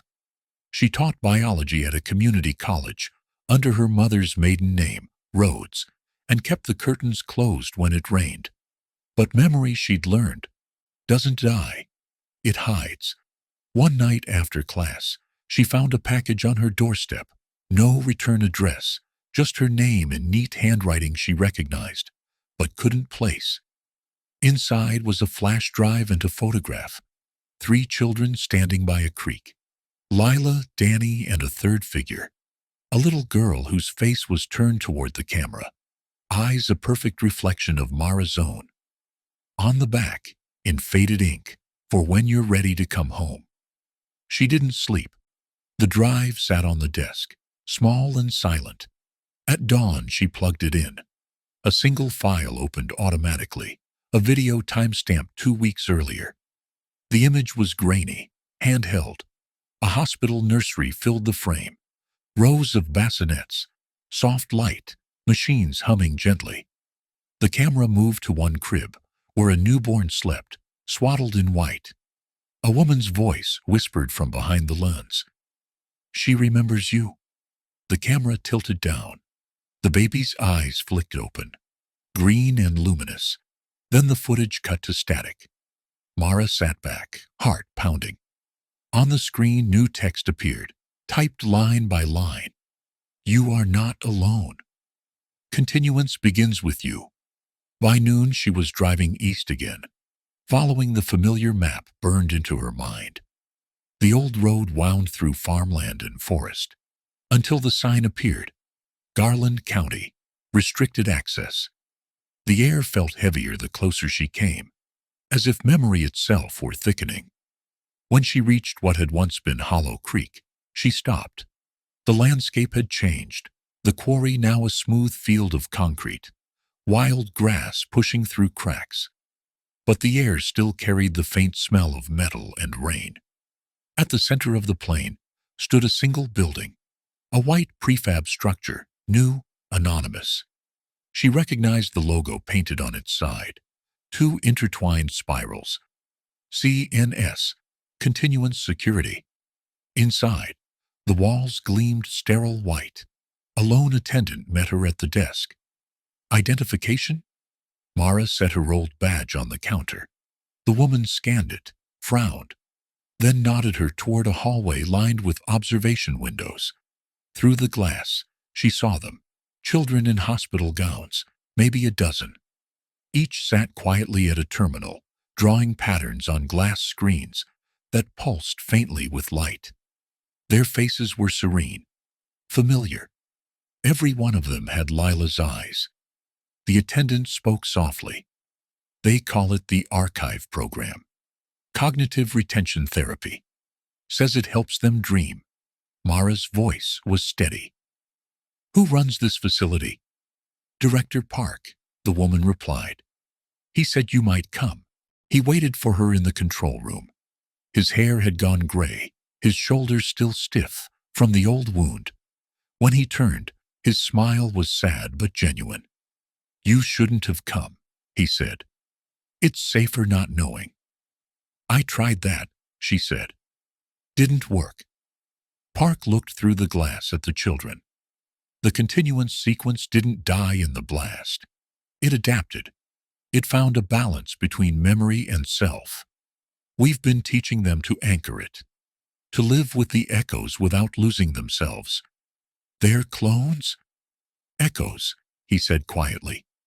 Each one holds fragments of all that came before. Danny, Lila, even you. Their memory given shape. Mara stepped closer to the window. One of the children, maybe 6 years old, looked up from her screen and waved. Her expression was open, unafraid. For a moment, Mara saw her own younger self mirrored there. What do you call her? She asked. Number 12, Park said. Then softer. She chose her own name yesterday. Mara. The name landed like a heartbeat. That night, after the facility had gone quiet, Mara stood alone by the observation glass. The children slept under soft lights, their breathing in sync. On the monitors, faint waves of neural data rippled in rhythm, 13 heartbeats forming one continuous pattern. She touched the glass. If you remember me, she whispered, remember the good parts. Her reflection looked back, but something moved beneath it. A shimmer of green light threading through her veins. The same glow she had seen years ago, now steady, deliberate. Park's voice came from behind her. You've carried the gene longer than anyone. It's stable in you now. You could teach them, she turned. Teach them what? How to live with memory, he said. Not drown in it. She smiled faintly. Maybe that's what continuance wanted all along. He nodded. To remember without repeating. They stood together, watching as dawn light spilled across the children's faces. Outside, wind swept over the concrete plain, carrying the faint scent of cedar and rust. The ghosts of the creek. Months passed. The archive expanded quietly, off-grid, self-contained. Mara taught there, leading classes on biology and history. Though the lines blurred, the children learned fast, too fast, and sometimes she caught them whispering in unison, words that weren't hers. Once, she heard Lila's voice among them saying, continuance complete. It didn't frighten her anymore. At night, she wrote reports, sending encrypted updates to the outside world. But no one replied. The facility had become its own country of memory, sealed, breathing, alive. One evening, a thunderstorm rolled over the hills. Lightning flashed against the observation glass, turning each child's reflection into a double, past and present overlapping. Mara watched until her own reflection smiled back at her, independent of her movement, as if memory itself had learned to stand on its own. She whispered to it, then maybe we're finally even. Weeks later, a visitor arrived, an older man in a government car, credentials from the Department of Energy. He asked for Director Park, then for Mara. He handed her a folder stamped redacted. Inside were grainy photos from beneath the sealed quarry, a single chamber still intact, lights pulsing faintly on an underground console. Across the monitor were 2 words, Archive Resync. Mara closed the folder. It's starting again. The man's expression was unreadable. It never stopped. That night, she returned to the children's dormitory. They were all asleep, except for number 12, who sat awake, staring at the window. Can't sleep? Mara asked. The girl shook her head. The water's loud tonight. Mara knelt beside her. There's no creek here. The child smiled faintly. Not yet. Outside, rain began to fall, soft and rhythmic, the sound echoing down the hallways like distant laughter. 3 small voices carried forward through time.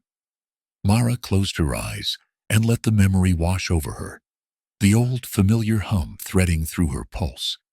Continuance, endless and quiet. The year was 2087.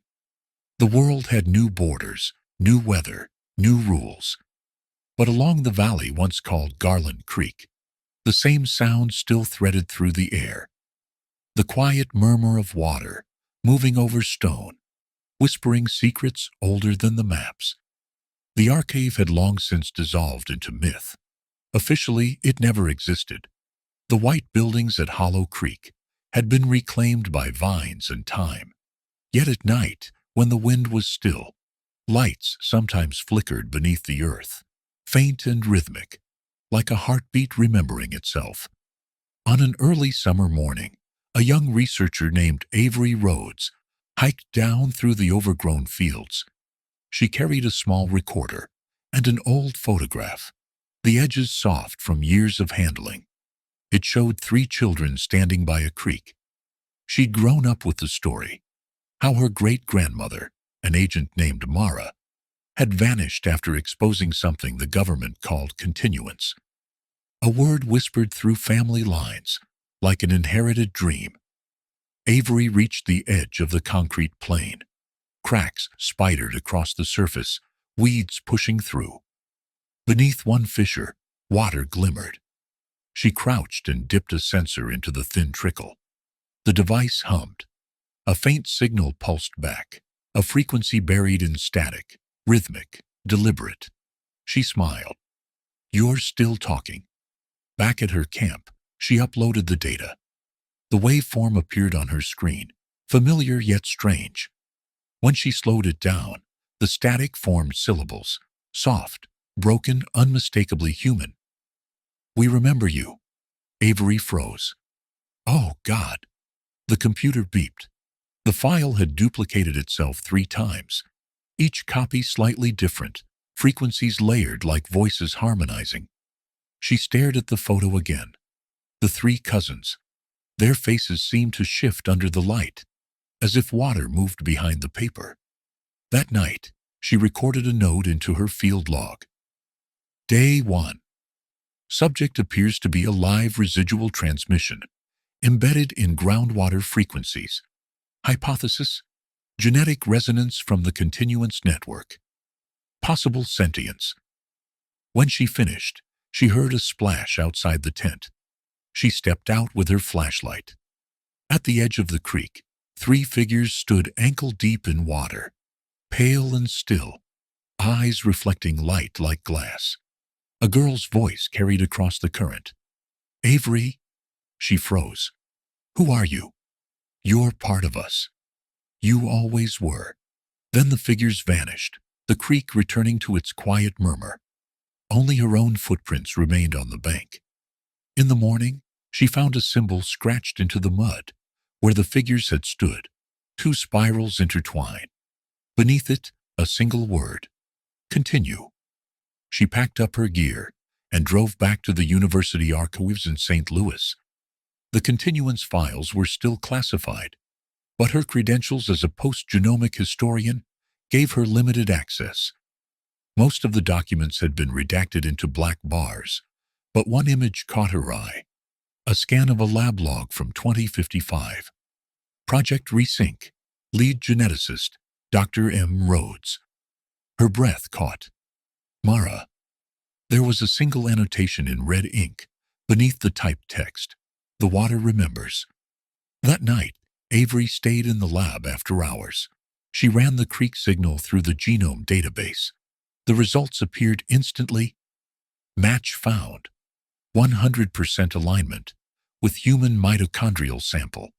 Subject MR01. "Great-grandma," she whispered. The audio file began to play on its own, a low hum that grew into words.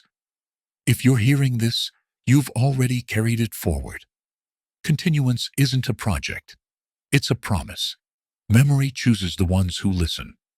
Avery leaned closer to the speaker. "How do I stop it?"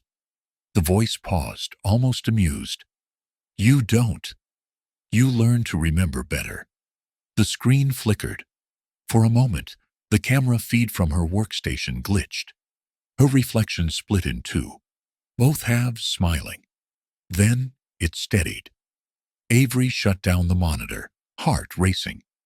On the desk, droplets of water shimmered where none had been before, forming the shape of 3 interlocked rings before evaporating.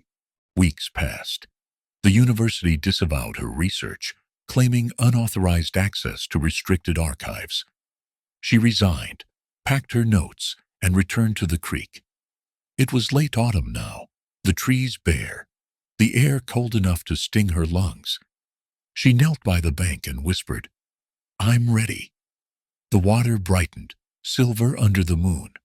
For a heartbeat, the reflection staring back was not hers. It was Mara's, older, calm. Behind her, 3 children smiled. Then the image blurred, folding into light. The current whispered through the reeds, "Continuance complete." Avery placed her recorder on the ground, switched it to transmit, and spoke softly into the microphone. Final entry. Memory doesn't belong to the past. It lives where it's carried. I understand now. Continuance isn't about immortality. It's about empathy written into the genome. So no story ever truly disappears. She paused, glancing at the creek. If anyone hears this, remember us kindly. The wind lifted, scattering leaves across the water. Her voice faded into static, blending with the hum beneath the earth. The recorder light blinked 3 times, then went dark. Decades later, school children would hike through Garland Creek Nature Preserve and stop by a bronze plaque near the water's edge. It read, "In memory of the unknown, those who carried the past, so the future could remember. The water remembers." When the wind moved just right, some swore they heard faint laughter over the creek. 3 voices joined by a 4th, endless and bright.